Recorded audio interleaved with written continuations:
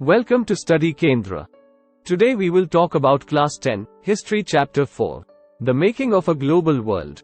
The making of the global world has a long history, of trade, of migration, of people in search of work, the movement of capital, and much else. In this chapter we will discuss the phases through which this world in which we live has emerged. Don't forget to like, comment, share, and subscribe. The pre-modern world. Globalization is often referred to as an economic system that has emerged since the last 50 years or so. The making of the global world has a long history of trade, migration of people in search of work, the movement of capital, etc. Silk routes link the world.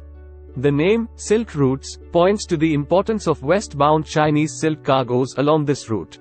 The Silk Routes are a good example of vibrant pre-modern trade and cultural links between distant parts of the world.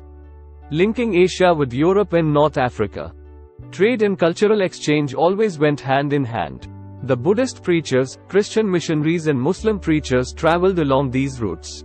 Food travels, spaghetti and potato. Traders and travelers introduced new crops to the lands they traveled. Many of our common foods such as potatoes, soya, groundnuts, maize, tomatoes, chilies, sweet potatoes, and so on were not known to our ancestors until about 5 centuries ago. These foods were only introduced in Europe and Asia after Christopher Columbus discovered America. It is believed that noodles traveled west from China to become spaghetti. Consequences of trade. European sailors found a sea route to Asia and discovered America. Goods, people, customs and knowledge were the few things due to which the Indian subcontinent was famous for in trading. A transformation followed after the discovery of America, due to its abundant lands, minerals and vast land. In Peru and Mexico precious metals were found, especially silver, which helped Europe in financing its trade. Portuguese and Spanish conquest and colonization of America followed, and the weapon used by them was smallpox. It spread deep into the continent, ahead even of any Europeans reaching there. It killed and decimated whole communities, paving way for conquest. The 19th century, 1815 to 1914. Economists identify 3 types of movement or flows within international economic exchanges. The first is the flow of trade, which in the 19th century referred largely to trade in goods, example, cloth or wheat. The second is the flow of labor. The migration of people in search of employment. The third is the movement of capital for short-term or long-term investments over long distances. The world economy takes shape. Due to an increase in population from the late 18th century, the demand for food grains in Britain had increased. Since there was pressure from landed groups, the government also restricted the import of corn. The laws allowing the government to do this were commonly known as the Corn Laws. Corn Laws. The laws allowing the government, UK, to restrict the import of corn were commonly known as the Corn Laws. They forced the British government to abolish the Corn Laws. And after the abolition, food could be imported into Britain at a much cheaper rate than before. Effects of abolition of Corn Laws. In Britain, food prices fell, and in the mid-19th century, industrial growth led to higher incomes and more food imports. In order to fulfill British demand, in Eastern Europe, Russia, America and Australia, lands were cleared to expand food production. In order to manage linking of railways to agricultural fields and building homes for people required capital and labor. By 1890, a global agricultural economy had taken shape, adapting complex changes in labor movement patterns, capital flows, ecologies and technology. Role of technology in 19th century. Some of the important inventions in the field of technology are the railways, steamships, the telegraph, which transformed the 19th century world.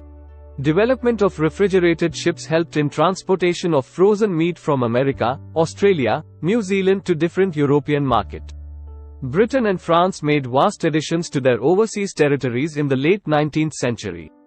Belgium and Germany became new colonial powers.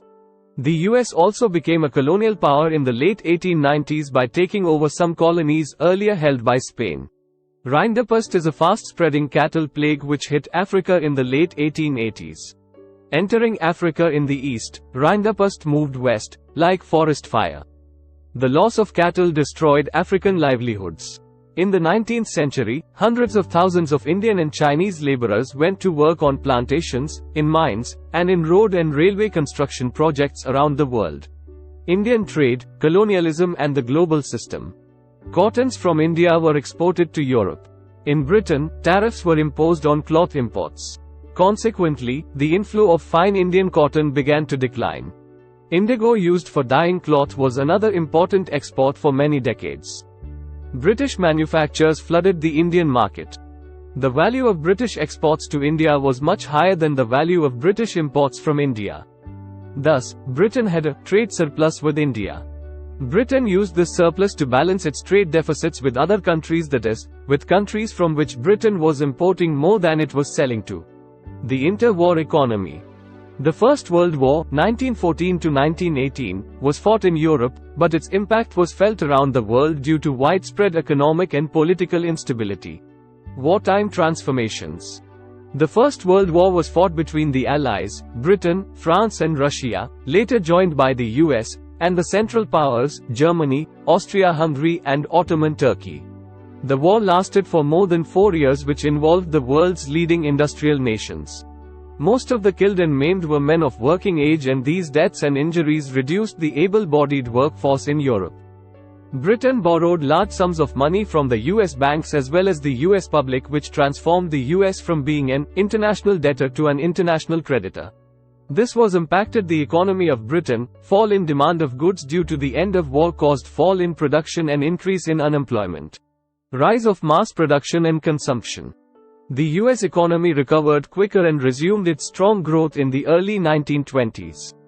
Mass production is one of the important features of the US economy, which began in the late 19th century. A well-known pioneer of mass production was the car manufacturer, Henry Ford. The T-model Ford was the world's first mass-produced car. Mass production lowered costs and prices of engineered goods, and there was an increase in the purchase of refrigerators, washing machines, radios, gramophone players, all through a system of hire a purchase. The Great Depression. The period of the Great Depression began around 1929 and lasted till the mid-1930s. During this period, most parts of the world experienced catastrophic declines in production, employment, incomes and trade. Also, many countries financed their investments through loans from the US. The withdrawal of the US loans affected much of the rest of the world. Unfortunately, the US banking system collapsed as thousands of banks went bankrupt and were forced to close. India and the Great Depression.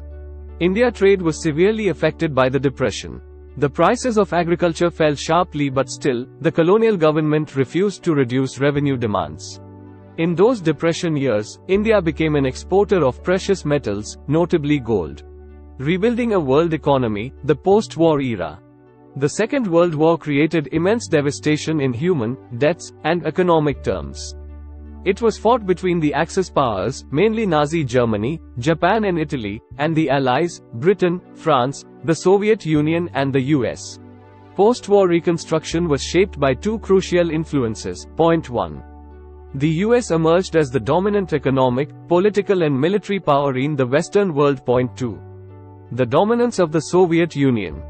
Post-war settlement and the Bretton Woods institutions.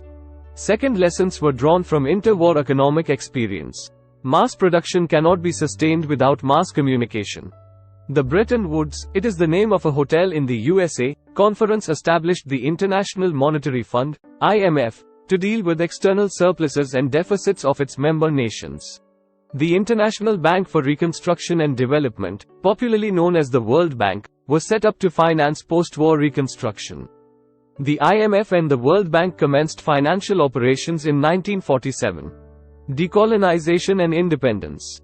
By the NIEO they meant a system that would give them real control over their natural resources, more development assistance, fairer prices for raw materials and better access for their manufactured goods in developed countries' markets.